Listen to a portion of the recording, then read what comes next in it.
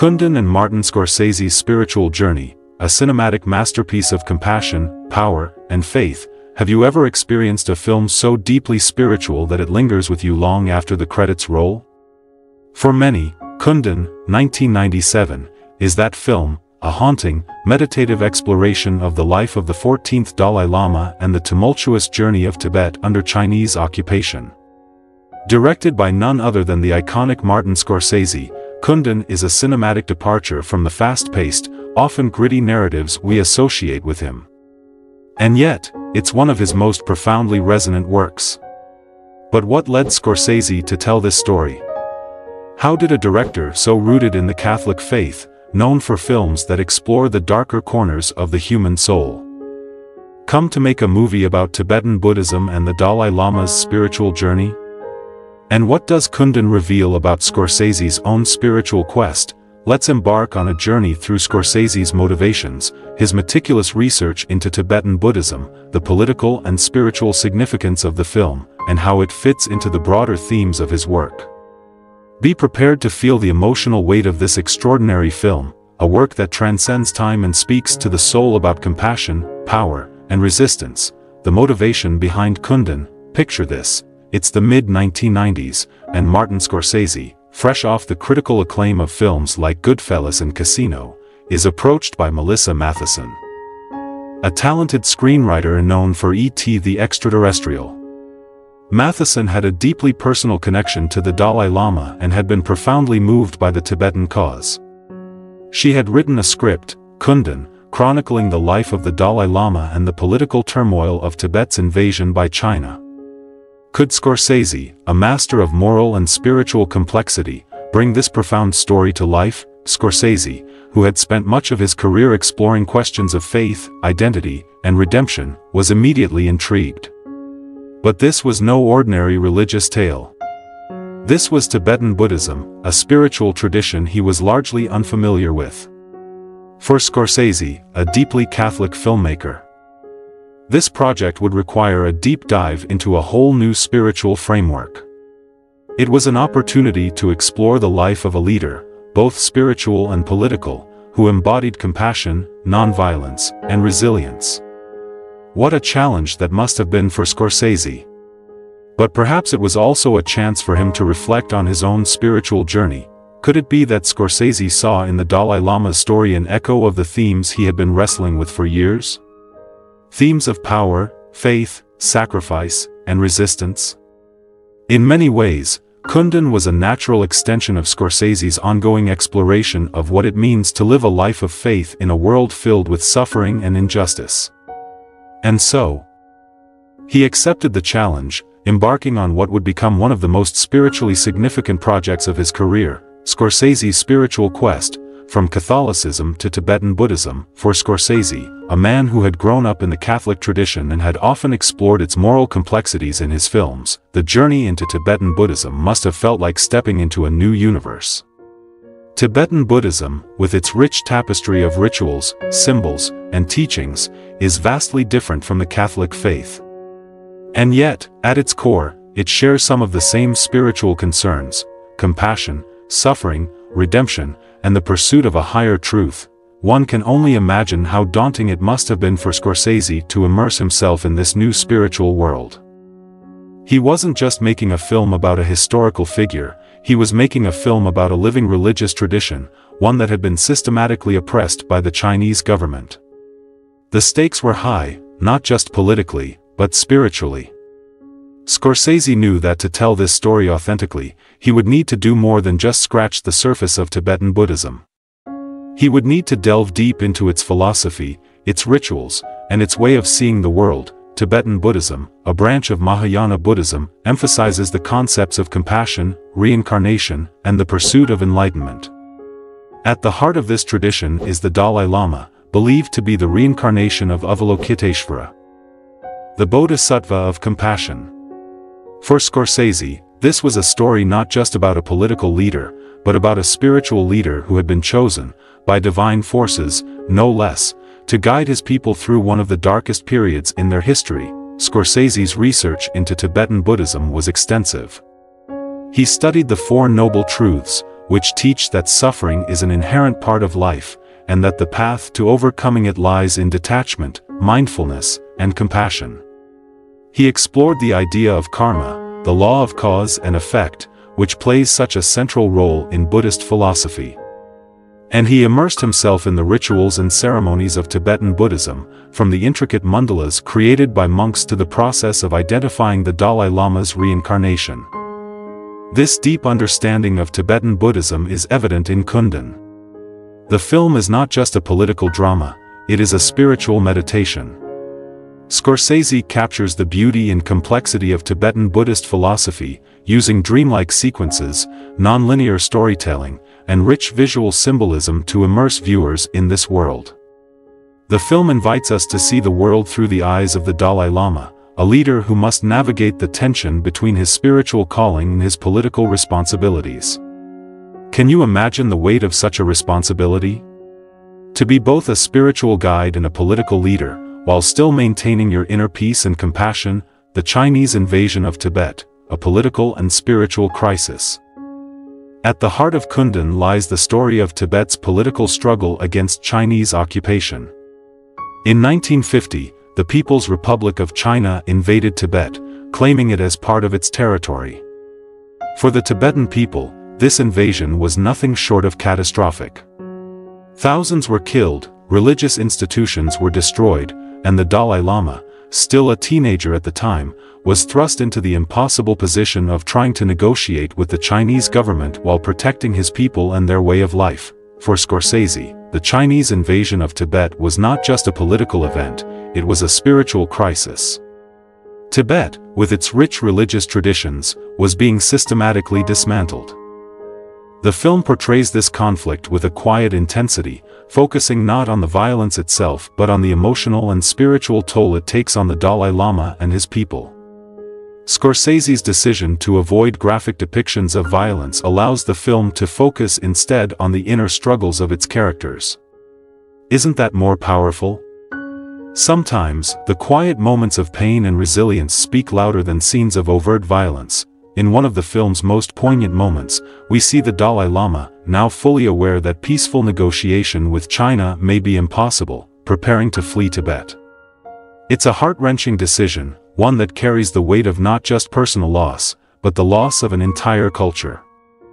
The Dalai Lama's escape to India in 1959, where he continues to live in exile to this day, is portrayed not as a defeat, but as an act of spiritual resistance. In leaving Tibet, the Dalai Lama ensures the survival of its spiritual traditions, even if its political autonomy has been lost.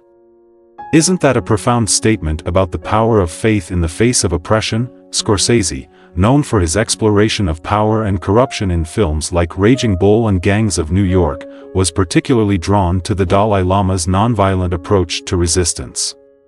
Unlike the violent protagonists in many of his other films, the Dalai Lama chooses compassion, even when faced with unimaginable suffering and loss. For Scorsese, this choice reflects the core principles of Tibetan Buddhism and provides a stark contrast to the often violent resolutions in his other works. Isn't it fascinating how Scorsese, a filmmaker so often associated with violence, found inspiration in a story of nonviolence? The spiritual significance of Kundun. While Kundun is undoubtedly a political film, it is also deeply spiritual.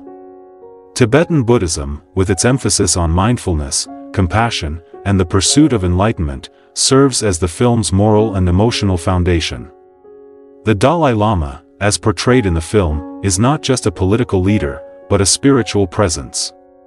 The title of the film itself, Kundun, is a Tibetan word meaning the presence, a term often used to refer to the Dalai Lama. This title encapsulates the film's focus on the Dalai Lama's quiet strength and deep inner peace, even as he faces immense external pressures.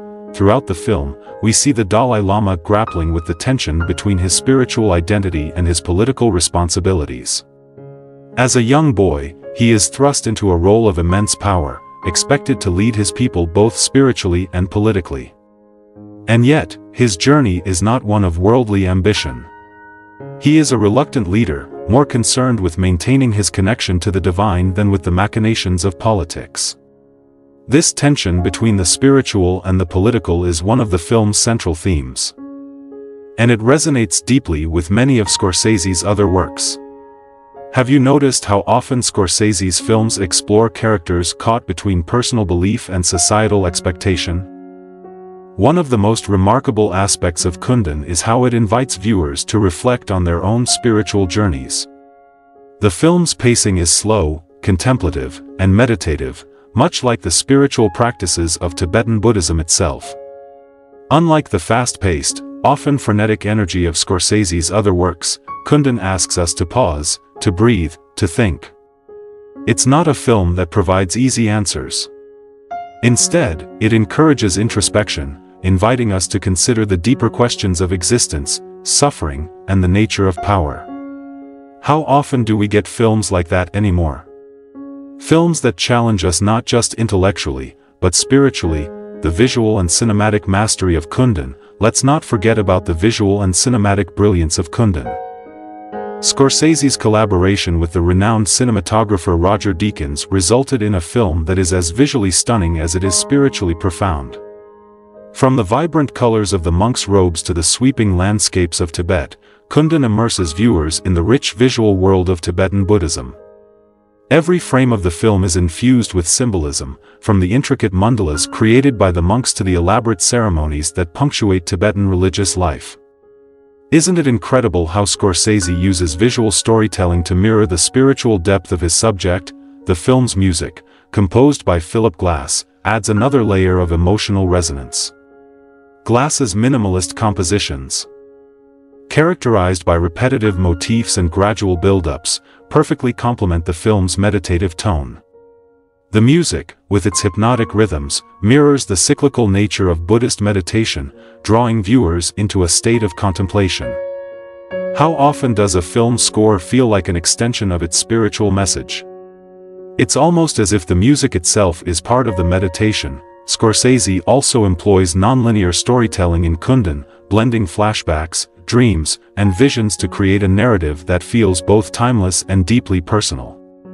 This approach not only reflects the Buddhist concept of samsara, the cycle of birth, death, and rebirth, but also allows Scorsese to explore the intersection of the personal and the spiritual in a way that is immersive and emotionally resonant. The film feels like a meditation on the nature of memory, time, and existence. Could there be a more fitting structure for a film about Tibetan Buddhism? The global impact of Kundun and China's reaction. While Kundun was praised for its artistic and spiritual depth, it was not without controversy.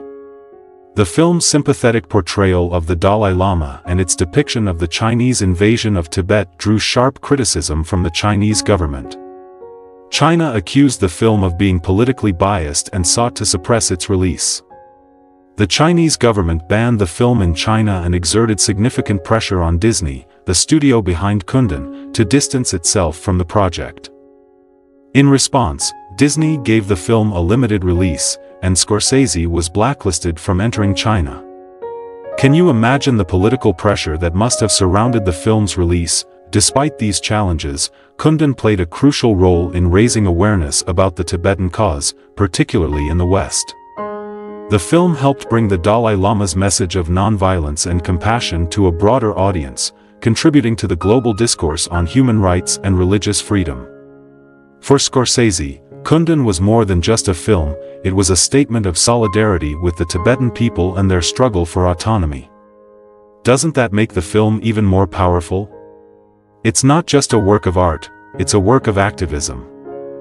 The personal and artistic impact on Scorsese. The experience of making Kundun had a profound impact on Martin Scorsese, both personally and artistically. Throughout his career, Scorsese had explored the themes of faith, redemption, and the consequences of power, particularly through the lens of his Catholic upbringing. But working on Kundun introduced him to a new spiritual framework, one that emphasized mindfulness, compassion, and nonviolence. These concepts, so central to Tibetan Buddhism, deeply resonated with Scorsese, challenging him to rethink his own understanding of suffering and resistance. In interviews following the release of Kundun, Scorsese spoke about how Tibetan Buddhism had opened his eyes to a different approach to adversity. Whereas his Catholic background often focused on guilt, penance, and redemption through suffering, Tibetan Buddhism offered a path of acceptance, detachment, and inner peace. The Dalai Lama's teachings on compassion, even toward one's enemies, left a lasting impression on the director. Can you imagine how transformative that must have been for Scorsese, a filmmaker so often associated with depictions of violence, to immerse himself in a philosophy that prioritizes peace and compassion? This spiritual shift didn't lead Scorsese to abandon his Catholic roots, nor did it stop him from exploring the darker aspects of the human condition in his later films. But it did broaden his perspective. Through Kundun, Scorsese became more attuned to the idea that spirituality and faith can manifest in many forms, and that different religious traditions offer varied, yet equally profound, answers to life's biggest questions. Isn't it fascinating to think about how this film influenced Scorsese's later work, including films like Silence and The Irishman? Themes of power, resistance, and faith in Scorsese's broader work. One of the most remarkable aspects of Kundun is how it aligns with and expands on the recurring themes found throughout Scorsese's career, particularly his fascination with power, resistance, and faith. In many ways, Kundun can be seen as a spiritual continuation of The Last Temptation of Christ, 1988. Another film in which Scorsese examines the internal conflict between spiritual faith and worldly obligations. Both films feature protagonists, Jesus and the Dalai Lama, who are burdened with immense spiritual authority and responsibility. Both are faced with the temptation to relinquish their divine roles and live ordinary lives, yet both ultimately choose to embrace their spiritual destinies, despite the immense personal cost. Doesn't that parallel make the Dalai Lama's journey even more poignant? In Kundun, the Dalai Lama's struggle is not just against the external forces of the Chinese government, but also against his own doubts and fears. As a young boy, he is thrust into a position of immense power, expected to lead his people both spiritually and politically. Scorsese portrays the Dalai Lama as a reluctant leader, one who must reconcile the pacifist teachings of Tibetan Buddhism with the harsh political reality of Chinese occupation. This internal conflict resonates with many of the characters in Scorsese's other films, who often grapple with the moral consequences of their choices and the burden of power. However, unlike the morally ambiguous characters in films like Goodfellas or Taxi Driver, the Dalai Lama represents a purer form of leadership, one rooted in compassion, humility, and a deep commitment to nonviolence.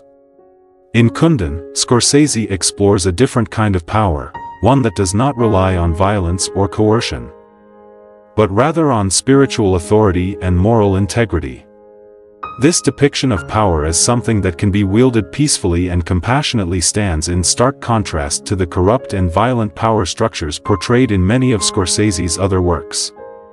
Doesn't this contrast add a new layer of complexity to Scorsese's body of work? The cinematic techniques in Kundun. Cinematically, Kundun represents a departure from the kinetic, fast-paced energy typical of many of Scorsese's other films. Instead, Scorsese opts for a slower, more meditative style that mirrors the contemplative nature of Tibetan Buddhism. The film's deliberate pacing allows viewers to fully immerse themselves in the spiritual and emotional journey of the Dalai Lama. Encouraging a deeper reflection on the film's themes, one of the most notable aspects of Kundun is its visual style. Scorsese worked closely with the renowned cinematographer Roger Deakins to create a visually stunning film that captures the beauty and grandeur of Tibetan culture. The use of vivid colors, particularly in the scenes depicting Tibetan rituals and ceremonies, adds a layer of symbolism to the film, highlighting the richness of the Tibetan spiritual tradition. The sweeping landscapes of Tibet, juxtaposed with the intimate interiors of monasteries, create a visual contrast that reflects the tension between the Dalai Lama's internal world and the external forces threatening his people. Can you feel the emotional weight in those visuals? Music also plays a crucial role in the film, with composer Philip Glass providing a hauntingly beautiful score that complements the film's spiritual themes. Glass's minimalist compositions, characterized by repetitive motifs and gradual build-ups, mirror the cyclical nature of Buddhist meditation and the slow unfolding of the Dalai Lama's journey. The music, combined with the film's visual elements, creates an almost transcendental viewing experience, one that invites contemplation and introspection. Furthermore, Scorsese's use of nonlinear storytelling adds to the film's dreamlike quality. The narrative is punctuated by flashbacks and visions, blending the Dalai Lama's personal memories with his spiritual experiences. This approach not only reflects the Buddhist concept of samsara, the cycle of life, death, and rebirth, but also allows Scorsese to explore the intersection of the personal and the spiritual in a way that is deeply immersive and emotionally resonant. The legacy of Kundun. Though Kundun did not achieve commercial success, its legacy endures as one of the most important films about Tibet and the Dalai Lama. The film is a testament to Scorsese's commitment to exploring spiritual themes and his willingness to tackle politically sensitive subjects. It also showcases his versatility as a filmmaker, proving that he can tell deeply personal and introspective stories just as effectively as the gritty, urban dramas for which he is best known. For Martin Scorsese, Kundun was more than just a film, it was a spiritual journey. Through his research into Tibetan Buddhism and his portrayal of the Dalai Lama's life, Scorsese gained a deeper understanding of the transformative power of faith. The film reflects his belief in the importance of compassion, not just as a personal virtue, but as a force for social and political change. The Irishman might be the Scorsese film that revisits similar themes of power and reflection, but Kundun offers the most meditative and spiritual perspective of all his films. Scorsese has never been a stranger to religious narrative, but in Kundun, he offers us a wholly different vision of resistance, one that rejects violence and aggression in favor of peace, empathy, and spiritual leadership. Isn't that a refreshing and necessary message in today's world?